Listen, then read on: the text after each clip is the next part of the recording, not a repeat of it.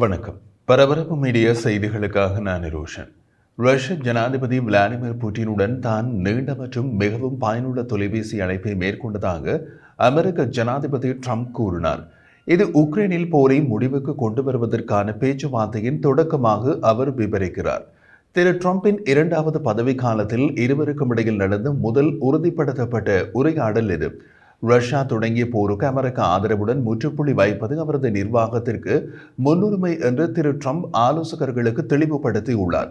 புட்டினுடன் நடந்த தொலைபேசி உரையாடல் பற்றி குறிப்பிட்ட ட்ரம்ப், நாங்கள் இருவரும் நமது நாடுகளின் பலம் பற்றியும் ஒரு நாள் இணைந்து பணியாற்றுவதால் கிடைக்கும் பெரும் நன்மை பற்றியும் பேசினோம் என்று ஒரு சமூக ஊடக பதிவில் எழுதினார்.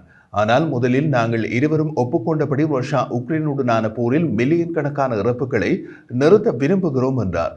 பெரும்பாலான கணிப்புகளில் போரின் சில லட்சம் இறப்புகள் நிகழ்ந்துள்ளன. ட்ரம்ப் கூறியது போல மில்லியன் கணக்கில் அல்ல. திரு புட்டினை பொறுத்தவரை ட்ரம்பின் தொலைபேசி அழைப்பு ஒரு முக்கிய மைல்கல்லாக இருந்தது.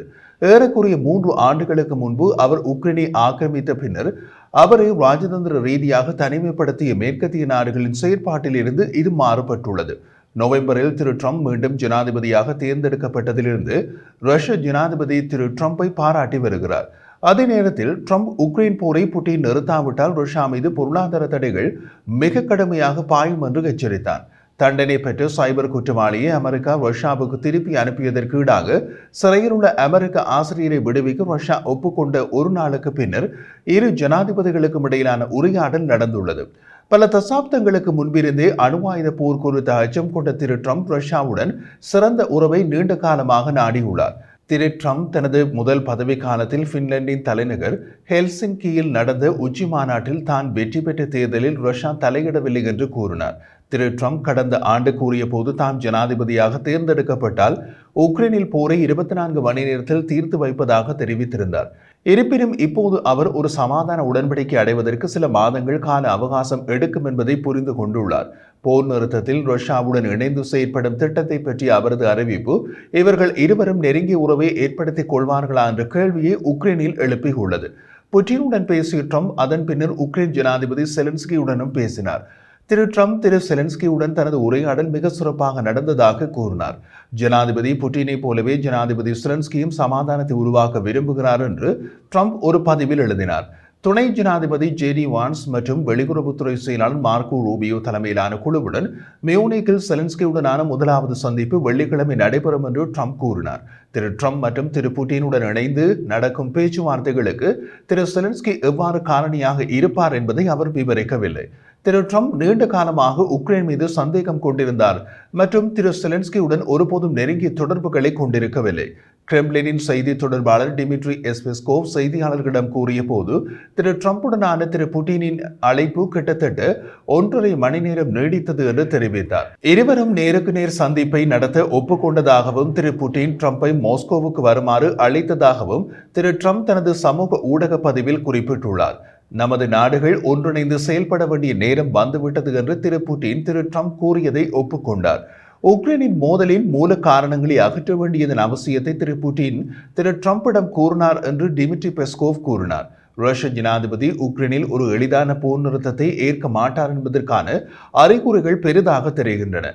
மேலும் அவரை போரை நிறுத்துவதற்கு முன்பு உக்ரைன் மற்றும் மேற்கு நாடுகளிடமிருந்து பெரிய அளவிலான சலுகைகளை எதிர்பார்ப்பார்.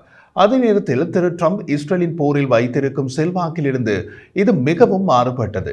உக்ரைனியர்கள் ட்ரம்ப் தவிர்த்த முயற்சியினை எதிர்கொள்வதாக தோன்றுகின்றது.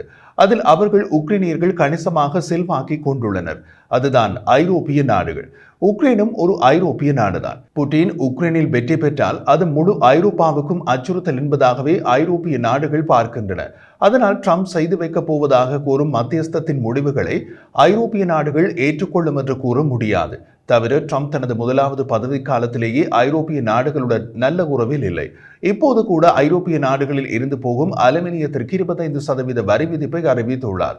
ட்ரம்ப் பதவியேற்ற பின் உக்ரைனுக்கான நிதியுதவிகளை நிறுத்திவிடுவார் என்ற கருத்துக்கோளில் உக்ரைனுக்கு ஐரோப்பிய ஒன்றியத்தின் மூலம் நிதியுதவி செய்ய ஏற்பாடுகள் செய்யப்பட்டுள்ளன. ஐரோப்பிய ஒன்றியத்தில் 27 நாடுகள் உள்ளன. தவிர ஐரோப்பிய ஒன்றியத்தில் அங்கம் வகிக்காத பிரிட்டனும் தீவிர உக்ரைன் ஆதரவு நிலைப்பாட்டில் உள்ளது. அந்த காரணங்களால் உக்ரைன் ரஷ்யா போரில் ட்ரம்ப் 100% செல்வாக்கை கொண்டிருக்கவில்லை. ரஷ்யாவுக்கு அமெரிக்காவால் ஏற்படுத்தக்கூடிய பாதிப்பை விட அதிக பாதிப்பை ஐரோப்பிய ஒன்றியத்தால் ஏற்படுத்த முடியும். காரணம் ரஷ்யாவும் ஒரு ஐரோப்பிய நாடு என்ற விதத்தில் போருக்கு முன் ரஷ்யாவின் வர்த்தகங்கள் அதிகமாக ஐரோப்பாவிலேயே இருந்தன. பிரசல்ஸில் உள்ள நேட்டோ தலைமையகத்தில் அமெரிக்க பாதுகாப்பு செயலாளர் பீட் ஹெக்ஸெட் பேசிய அதே நாளில் திரு புட்டினுக்கும் திரு டிரம்புக்கும் இடையே அழைப்பு வந்தது. யதார்த்தமான சமாதான திட்டத்தின் ஒரு பகுதியாக நேட்டோவில் இணைவதற்கான உக்ரைனின் விருப்பத்தை அமெரிக்கா ஆதரவிக்கவில்லை என்றும் திரு ஹெக்ஸெட் அங்கு குறிப்பிட்டார். திரு ஹெக்ஸெட் ஐரோப்பா தனது சொந்த பாதுகாப்பில் அதிக பங்கை ஏற்க வேண்டும் என்று பரிந்துரைத்தார். ஆனால் திரு டிரம்ப் உக்ரைனுக்கு தொடர்ந்து நிதியுதவியை அனுப்ப விரும்புவதாகவும் உக்ரைனை பாதுகாக்க விரும்புவதாகவும் கூறினார். நாங்கள் அதை செய்யவில்லை என்றால் புட்டின் தான் வெற்றி பெற்றதாக கூறுவார் என்று திரு டிரம்ப் கூறினார். திரு ஹெக்ஸேத்தின் கருத்து ரஷ்யாவுடனான பேச்சுவார்த்தைகளை குறைமதிப்புக்கு உட்படுத்தியது என்று தான் நம்பவில்லை என்று கூறிய திரு டிரம்ப், நான் உக்ரைனை ஆதரிக்கிறேன் என்று வெள்ளை மாளிகையில் இருந்து கூறினார். புதன்கிழமை திரு டிரம்புடனான தனது அழைப்புக்கு பின்னர் திரு செலன்ஸ்கி சமூக ஊடகங்களில் உக்ரைனிய இயற்கை வளங்களை அணுகுவதற்கு ஈடாக தொடர்ச்சியாக அமெரிக்கா ஆதரவு பெறும் திட்டத்தை பற்றி விவாதித்ததாக தெரிவித்தார்.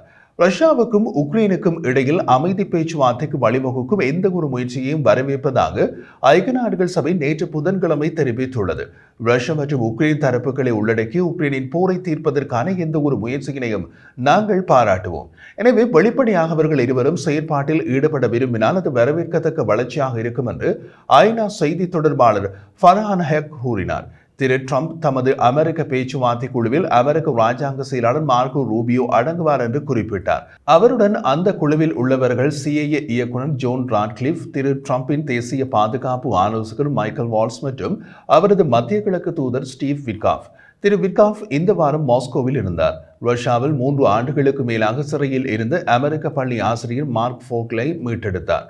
திரு டிரம்ப் ரஷ்யா மற்றும் உக்ரைனுக்கான தனது தூதராக அவர் பெயரிட்ட ஓய்வு பெற்ற ஜெனரல் கீத் கெல்லாக்கின் பெயரை அமெரிக்க பேச்சுவார்த்தை குழுவில் குறிப்பிடவில்லை. திரு டிரம்பின் சில முறைசாரா ஆலோசகர்களை காட்டிலும் திரு கெல்லாக் பொதுவாக ரஷ்யாவை நோக்கி ஆக்ரோஷமான தோரணையை எடுத்துள்ளார். அவர் சமீபத்தில் திரு டிரம்ப் ரஷ்யாவுக்கு எதிரான பொருளாதார தடைகளை அதிகரிக்கலாம் என்று பரிந்துரைத்தார்.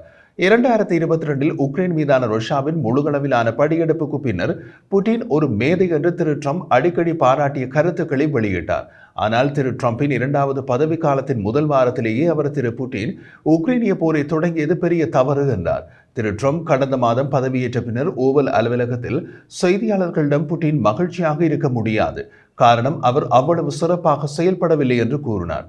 அவர் மேலும் கூறிய போது, ரஷ்யா பெரியது, அவர்கள் இழப்பதற்கு அதிக துருப்புகள் உள்ளனர், ஆனால் ஒரு நாட்டை ஆட்சி செய்ய அது வழியல்ல என்று குறிப்பிட்டார்.